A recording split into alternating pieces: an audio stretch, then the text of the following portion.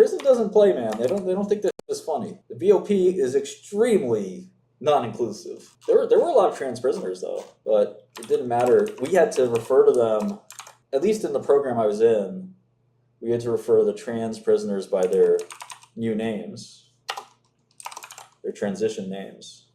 And man, I had to teach some of these guys. A lot of guys are mad. They're like, I'm not fucking doing that. And I'm like, listen, man, is it worth it to you to, in this program, you got a year off prison. It's like, is it really worth it to you to go home to your family a year late just because you have this mindset? I don't give a I ain't calling that person whatever the female name was. And in the jail system, where like you saw all the names, like you could see the other inmates' names, it was like Steven. But everyone they wanted everyone to call them, I forgot what the name was, Jill or something, right? It wasn't Jill, but I don't remember what the name was. Sophia, I don't know. And there were definitely guys that were just really upset about it. Destiny was the name. That's right. I'll never stop making fun of dude. Yeah, it was just something that was a culture shock for a lot of these people. It was a little bit of a culture shock for me too. I mean, it's supposed to be all dudes in there. And obviously the California State Prison, I'm sure you guys know, experimented with having trans prisoners, and it didn't go well.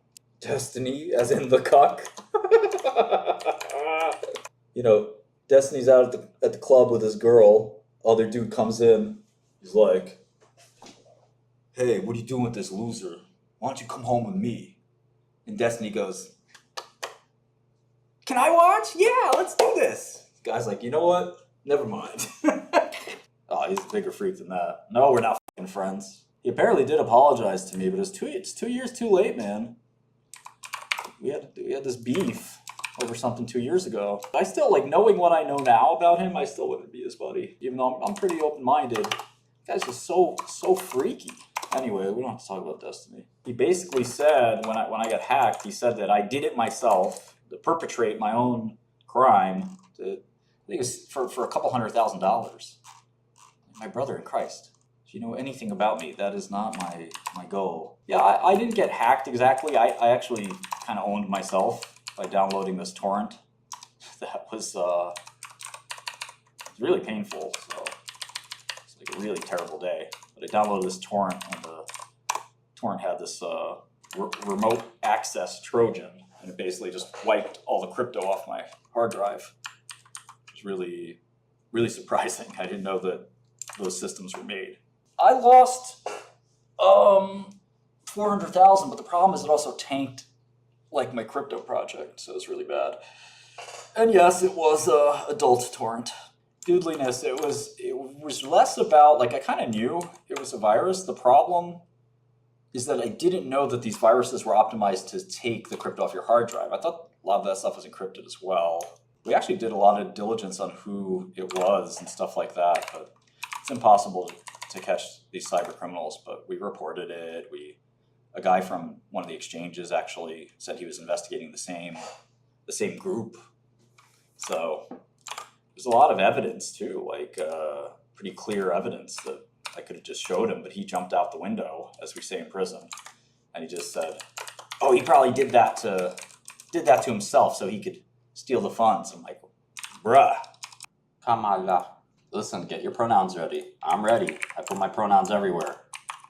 I pledge allegiance to my pronouns. And you can't make no funny pronouns like I'm him or himothy or stop that. There's nothing to play with. You want to go to jail? I went to jail. It wasn't fun. You know what? Go ahead. Go ahead. Matter of fact, go ahead. See what happens. See what happens when you don't have your pronouns all straightened out. Think you have freedom of speech? Nah, you're doing hate speech. That's different. That's a crime. Welcome to jail. Now mop this floor, sucker. I don't know if I saw nasty stuff in jail, but it just sucks being there, you know? It's pretty normal for what you would, versus TV or whatever. Opportunity cost of jail for me was probably a couple $2 billion. It's all right. Can't cry about it. I mean, there are people who will cry about it, but stand tall. No, nobody romantically interacted with me in jail. I'm not gay. There are gay people in jail though, just as there are everywhere else. So if you happen to be gay, then you can definitely get into relationships in prison. It was pretty funny though, because you'd have dudes who would have relationships, right? And there was one guy, he was like very flamboyant gay guy, and why are you gay? And this dude, no, I would not go to jail for 200 mil in 5 years. Hell no. There's this like flamboyantly gay guy in jail, and this other dude was picking on him. This guy was kind of a meathead, but the gay guy was pretty insufferable himself. So anyway, the gay dude gets his boyfriend to beat the shit out of this guy. And the guy's walking around, the black eye, and this is a tall, like, beefy dude. And his face is all fucked up. We're like, yo, what happened to you, dog? I'd say his name was James. I don't remember what his name was, to be honest. James, what happened, bro? And he was like, yeah, well, I got into a fight, da da da. And we're like, oh, did dude's boyfriend fuck you up? And it's like, dude's boyfriend fucked you up. It's the funniest thing in the world. I don't know why. Yeah, man, you gotta be careful who you fuck with. There's another guy, let's just say his name was John. John was the toughest gangster I've ever seen, bro. He would have like a toothpick in his mouth at all times, even though we weren't allowed to have toothpicks. I know he got one. And he would just be like, yeah, man, I had the bands rolling up on 30s. Whole neighborhood knew that was my piece. Out moving weight with the cartels. I have Baltimore on lock. I was like, okay. He's like, I fuck with you, Shkreli. Tell them people they can't control you. I was like, yes, John, you're right. And he really talked like that. And then, we keep chatting. And I like the guy. And the whole jail respects him. He's an OG, whatever that means. And one day I realized he's on the DL. What does that mean? The down low. He's gay. And he he's basically gay for the stay. So he's gay in jail only. And he's like, it was such cognitive dissonance. It was like, I don't even know how to explain it. What did we see him doing? I think we saw him like sitting down next to another gay dude. And I think maybe he had like his hand around him or something, and we were just like, yo. And yeah, nothing wrong with homosexuality. It's just this guy was a thug, he was really the baddest guy. And he was like, yeah, I'll kill somebody for just saying some about me. And I'm like, yeah, me too. You're right. That's mandatory. I would learn phrases like that. Mandatory is something a lot of the thug guys like to say. So he would say something like that. He would be like, I'll kill somebody for even looking at me the wrong way. And I'd be like, mandatory. That's mandatory. That's Mando. And he'd be like, yeah, that's my man's. It's mandatory, right, Shkreli? Yeah. The song is a step-by-step guide to credit card fraud. Now I met a lot of guys in the hood like that. I'm like, yo, you sell drugs? Like, no, I'm a scammer. SCAMMA. Like, what the heck? What's scammer? A scam. Credit cards, bro. Oh. He's like, you know what a BIN number is? I was like, no, I don't, actually. He's like, let me put you on. I was like, I don't need to learn how to scam credit cards. There's a kid named 𝗥𝗢𝗓. He used to make a bunch of fake credit cards. And I knew the Russian hackers who would give him the credit cards. I was cellmates with that guy. And then they'd basically just go to like a Bloomingdale's or a Saks Fifth Avenue or whatever and try to buy 50 credit cards. And the cashier would be like, yeah, that one got declined, Mr. 𝗥𝗢𝗓. Got another credit card? He'd be like, yes, I do. 50 of these. And at some point, they'd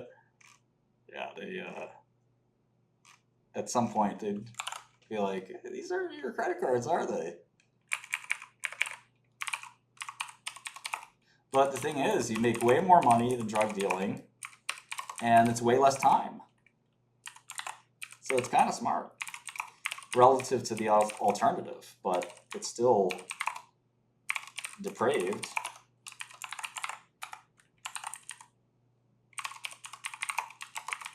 And I feel a lot of people feel like their back is against the wall and there's no dignified way out.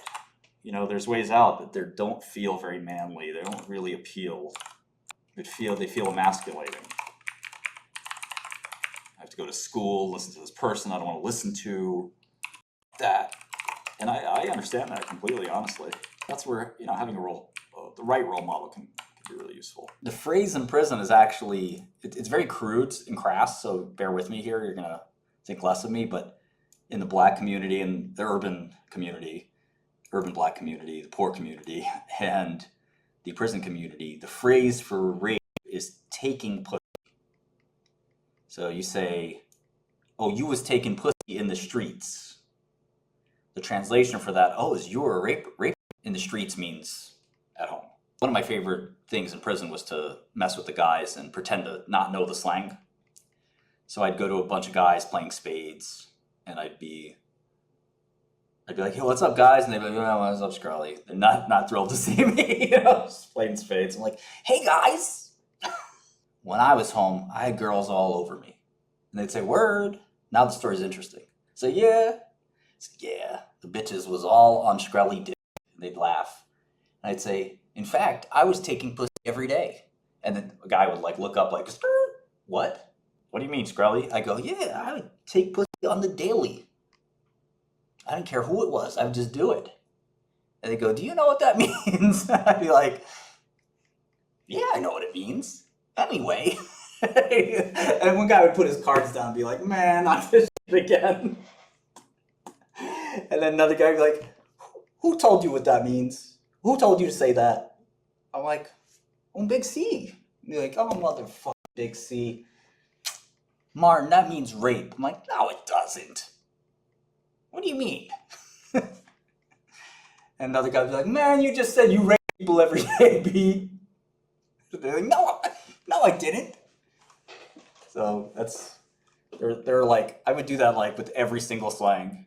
Thank you guys, thank you. It has to happen to everyone, you know. For a while I was just crushed by it. I could not even think about it or process it, but I saw a great psychologist nearby, and she really helped me think about it, or just talk about it, you know, because there's no one you can really talk about it with. You know, my mother definitely didn't want to talk about it. So, you know, everyone has to deal with it. It's better for them, I guess. I think most parents want to go before their kids. So, and my dad was. This is kind of the way he wanted it. He didn't want to wait and be 100 years old and have to be sick and have a diaper and walk around like, you know, totally infirm and stuff like that. He wanted to basically just be done with it. And he got what he wanted. It was a little early, but, you know, we don't get to decide that. And after looking at remembering 9/11 and 𝗕𝗢𝗢𝗓, who, you know, courageously took down the terrorists on the flight that crashed, you know, there are a lot of tragedies in the world. And my father died at 69, which, you know, 50 years ago, 100 years ago, you'd have been a very old man. So, you know, thanks to healthcare advances in the pharmaceutical industry, we've all lived longer. Now, my father was not a big fan of pharmaceuticals, which contributed to his somewhat early death. But I think there's this idea between health span and lifespan limitless. Like some people they want to have a longer health span. And my grandfather passed away not that long ago. So my dad did leave a little early, but life expectancy in Albania is pretty robust. It's in the 70s. We have a 100-year-old relative. Mom's mom is alive. She's like 90. Oh, Wu-Tang. Oh, no, we're going to win that case. The media, of course, reported it as us losing or something, but we're winning that case. We'll see what the final... I mean, we're just Discovery hasn't even started yet. Discovery's going to be pretty bad for them. I never signed any agreement with, not once. So how they can sue me is all, they're suing me for doing something when I never made a deal with you. They're suing because I'm playing this piece of shit album, or I was playing this piece of album that they spent $4 million on. But I talked to their founder, who passed away very sadly. He was a cool dude. And he told me, look, we should have made you sign an agreement or asked you to sign an agreement and paid you money to sign it. It was our mistake. I met with him in Brooklyn. Now he's unfortunately no longer with us. But if you asked me to sign an agreement, I'll sign that for $50,000. I wouldn't have cared. Y'all had to be slick. So, you know, the judge, I mean, I kind of have a bad reputation, so I think the judge shot first and asked questions later. It's like, look, nobody's going to be upset if we take some precautions, give the album your copies to your lawyers, which nobody reported that. They were like, oh, Shkreli's got to give up the Wu-Tang album. Like, yes, to my own attorneys. People I sent copies to, just in this chat room alone, on YouTube chat, I sent at least 5 or 10 of them. Strangers, just random strangers. Here you go. Respect the Wu. Oh man, only 238 viewers. What am I gonna do? Should I start acting like Adin Ross and get some more viewers? Gonna. You never heard of Gonna? You're not gonna do good in the big house. Yeah. The classics are, there's like several levels of classics in rap now. There's the oldest classics, like Sugar Hill Gang and, you know, I don't know, who else? Who are some of the oldest rappers? Oh man, go way back. Who influenced Jay-Z? Who's that guy? Oh, I forget. It's been so long. Cool G, yeah, sure. Run DMC came a little bit after. No, Nas and Jay-Z and all those guys were like second generation. There you go. Grandmaster Flash. KRS-One is the guy I was thinking of. So those are like the first guys, right? And then the second guys were like Tupac and Biggie, and I'd even throw maybe Jay-Z in there, and LL Cool J, and, you know, Run DMC and all those guys. But there's actually some great books that go through every year of rap. There's a book I was reading that they do one single for every year, and it goes all the way back to like the late 60s. Yeah, there were metalheads in jail. Oh yeah. There's even black dudes that would listen to metal. And I'd be like, yo, homie, what you listening to? Get my black scent on. And a guy would be like, I just like this to work out to, man. And I'm like, I see you. You know that meme with the white guy and the black guy?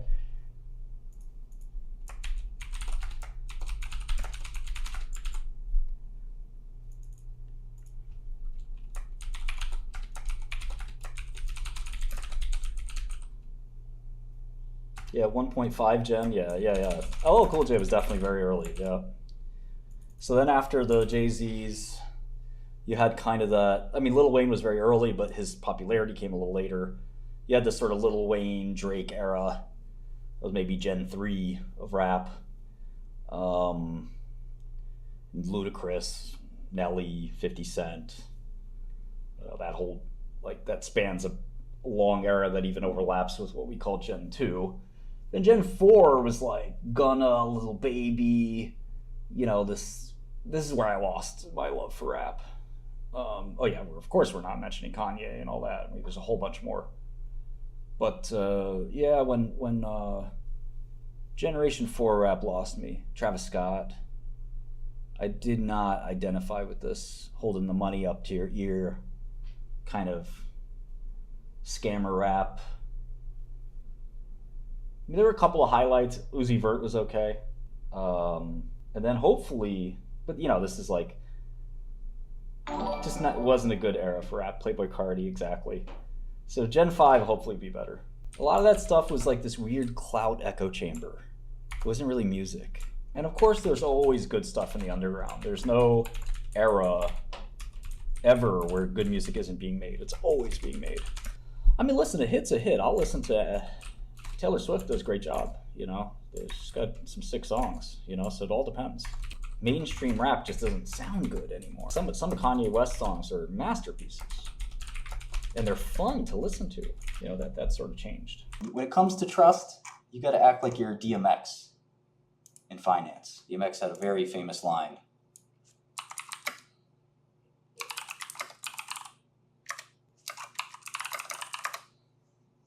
See, I think I have a Genius account somewhere. Let's go.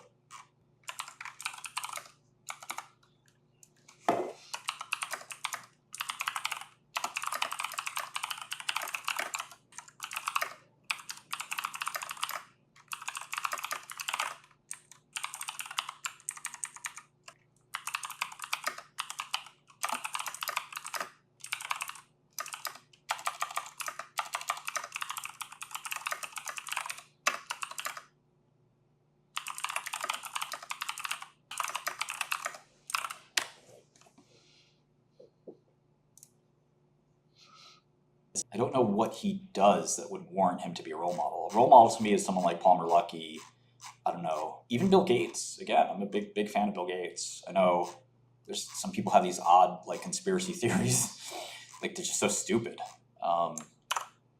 Guy's like pretty normal guy actually. So like the greatest capitalist ever. Elon's a good one, yeah, sure. I don't. It's like I don't. Tell me why Bill Gates is terrible. I think Jeffrey Epstein had. Hey Dusty, how are you? Epstein had a lot of friends. Epstein met with a lot of people I know. Reid Hoffman, Peter Thiel, Leon Black. Epstein was a seriously good spy. Gates is one of the best investors and the best, you know, businessmen of all time. Warren Buffett is his close friend. Jeffrey Epstein is not, or was not. Yeah, there's no actual goods on Bill Gates being a bad guy. He fought the government, which I really like. Epstein made his money extorting people. Druckenmiller's great, sure. I don't think he had a fund at all. There's not too much espionage in biopharma, no. The guy who ran Epstein's estate, Boris? Oh, I know Boris. That's crazy. Look, the other thing is, it's a small world. This is Boris. It is a small world out there. Oh, okay. Apparently he didn't sign it. But basically, whoever created the will basically put his name down. I'm sure they met.